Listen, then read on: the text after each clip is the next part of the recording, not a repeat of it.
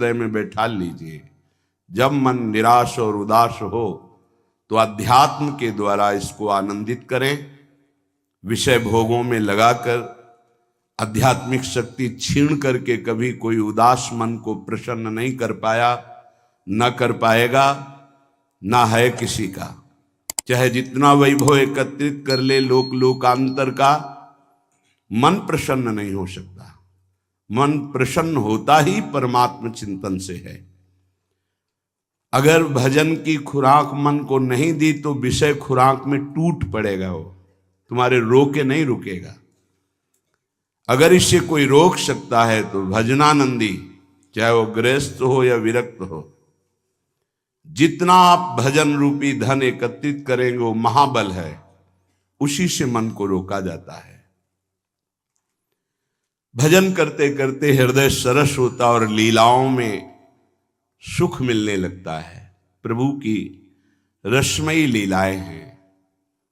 वृंदावन में महामाधुर्य रस बरस रहा है, जो सब रसों का भजन का सार है। नित्य विहार रस, नित्य विहार भजन, अद्भुत महाप्रेम रस वार्ता होती है। हास परिहास हो रहा है।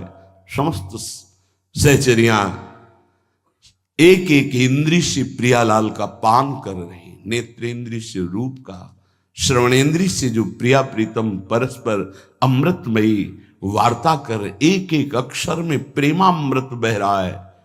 उनकी चितवन, उनकी मुस्कान, उनकी वाणी, उनका हास परिहास, ये सखियां पान कर रहे। बिल्कुल उदाहरण तो त्रिभुवन में कोई है नहीं। अगर कहीं ये शोभा, ये हास परिहास, ये प्रेम के लिए थोड़ा सा नेत्रों में झलक जाए तो प्रेम समाधि लग जाए। आपका मन तो इतना मलिन है कि सांसारिक जब 3 घंटे हास परिहास विनोद नाटक नौटंकी की लीला होती है तो पैसा देकर तुम्हारा मन कहीं नहीं जाता, और 3 घंटे आप विषय प्रपंच की एकाग्रता में लीन रहते हैं, जिसे फिल्म कहते हैं। 3 घंटे 2.5 घंटे आप बैठे गर्व महसूस करते हैं, आनंद महसूस करते हैं। सोचो, वो नायक झूठा, वो नायिका झूठी, वो खेल झूठा, हास परिहास झूठा, और उसमें तुम आनंदित हो रहे हो। कहीं सच्चिदानंद की मुस्कान देखने को मिल जाए, कहीं सच्चिदानंद का हास परिहास देखने को मिल जाए, कहीं सच्चिदानंद की शोभा निरखने को मिल जाए, तो दशा क्या होगी तुम्हारी। तुम्हारा मन तो झूठे विषयों में भी राजी हो गया, झूठी कहानियों में राजी हो गया। कहीं सच्चिदानंद की लीला देखने को मिल जाए तो प्राणों की आफत आ जाए। ये प्राण आचार्य बल से टिकते नहीं, तो प्राणों की सामर्थ्य नहीं आनंद समुद्र को झेल सके। ऐसा परमानंद एक झांकी में है युगल सरकार की। युगल सरकार उस शैया पर बैठे हुए हास परिहास, ये वो प्रभु हैं जो शिव सनकादि अपने ध्यान में जिनको लाने की प्रत्येक पल चेष्टा करते रहते हैं। ये वृंदावन रजोप सेवी रसिक जनों की कृपा से जोरी नेत्रों में नहीं हृदय में ही बस जाती है। ये हृदय निकुंज में खेलने लगते हैं। आप अपने जीवन को साक्षी करके देखिए। आप अपने हृदय के न्यायाधीश बनिए और बोलिए, आज तक आपको किस भोग में सुख मिला। तत्कालिक आपकी तन्मयता के कारण आपको लगता है कि मैं भोग रहा हूं अमुक पदार्थ, अमुक भोग, उसमें सुख है, लेकिन थोड़ी ही देर बाद फिर आप निर्णय कीजिए जो आपने भोगा वो क्या था। फिर और थोड़ी देर बाद तो आप देखेंगे नवीन तृष्णा पैदा हो गई पुनः भोगने की, कि अभी तो अनुभव नहीं हुआ, एक बार फिर देखता हूं। इसका मतलब वहां सुख नहीं है। इसलिए पूज्यपाद श्री उड़िया बाबा जी महाराज कहते हैं, अय उपासक, मन में यदि कोई वासना रखोगे तो तुम्हारा पुनर्जन्म निश्चित है। बहुत ध्यान से सुनिएगा। ये बड़े न्यायाधीश हैं, ये ब्रह्म प्राप्त भगवत प्राप्त महापुरुष जो बोलते हैं, यही प्रमाण माना जाता है। अगर आप महान पाप किए हैं और कोई महात्मा कह दे जाओ कुछ नहीं, सब ठीक है, एक भी पाप का दंड आपको नहीं मिलेगा। सच्ची मानना, ये न्यायाधीश हैं, ये बड़े बड़े महापुरुष, इसीलिए इनसे जो लाभ मिलता है वो भगवान से भी बढ़कर लाभ कहा जाता है।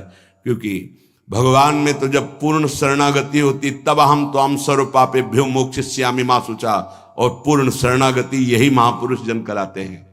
एक एक शब्द पर कभी संशय मत करना। ये जीवन का वो सूत्र है जिनके आधार पर बाल्यावस्था से चला गया है। अय उपासक, अय साधक, मन में यदि कोई वासना रखोगे तो पुनर्जन्म तुम्हारा निश्चित हो गया है। होश में हो जाओ। वासना, ये भोग लूं, ये देख लूं, ये चाहत है, इसके सिवा हम नहीं कुछ पसंद करते, इसके बिना हम नहीं जी सकते, ये सब वासना।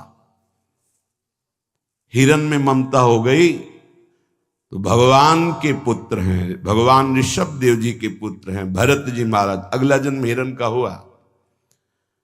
स्त्री में आसक्ति हो गई पुरंजनी में, तो पुरंजन का अगला जन्म स्त्री का हुआ। अगर कोई भी वासना है आपका जन्म होगा, प्रमाण से कहते हैं बाबा। प्रार्थना करते हैं कोई वासना रहने न पावे, नहीं तो अगला जन्म हो जाएगा, बड़ा निकृष्ट भी हो सकता है। हम एक बहुत बड़े महात्मा की बात बता रहे हैं, बाबा कह रहे हैं जब हम राम घाट में रहते थे गंगा की, तो एक बड़े अच्छे महात्मा वहां थे।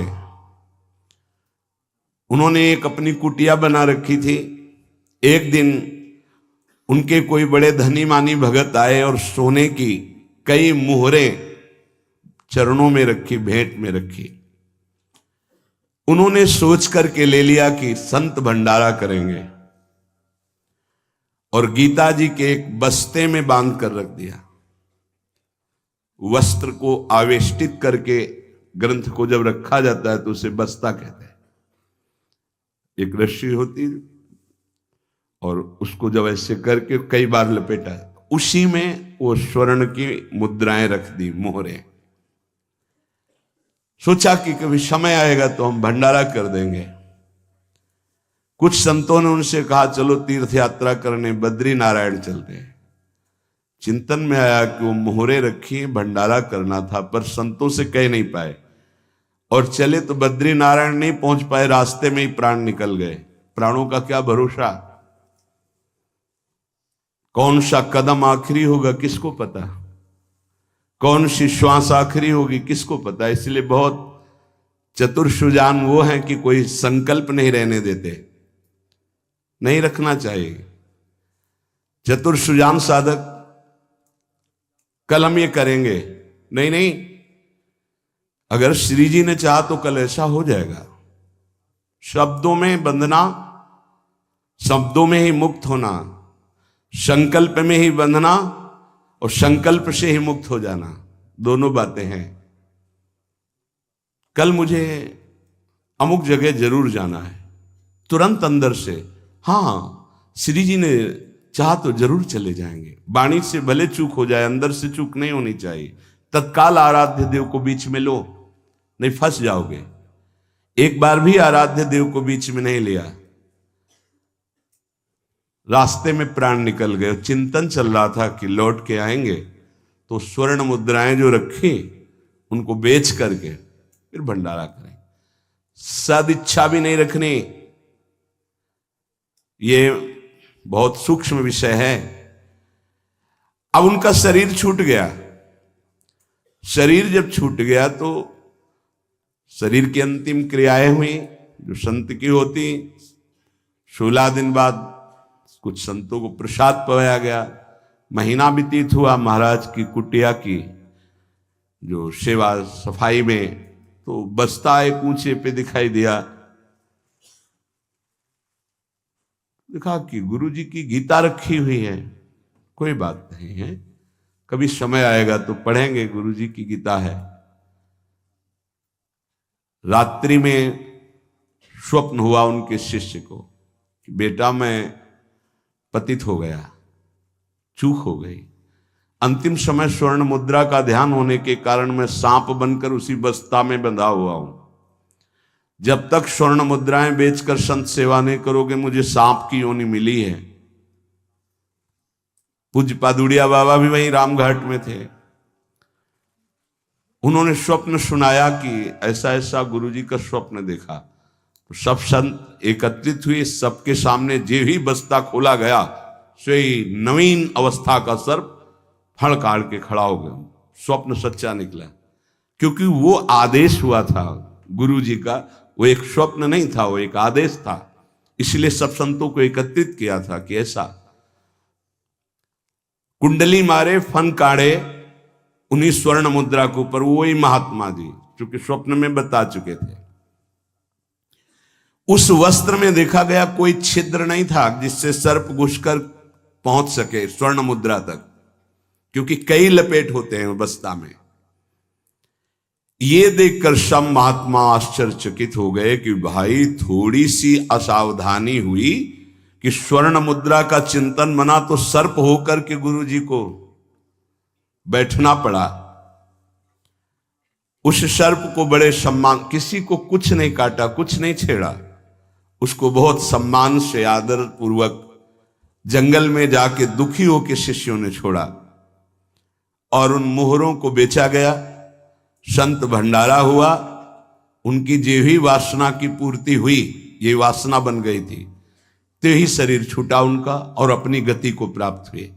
इसलिए उपासक, ये सद्वासना थी। सद्वासना जब बंधन को प्राप्त करा सकती है तो असद वासना कौन कौन सी दुर्गति देगी, ये बहुत सूक्ष्म विषय है।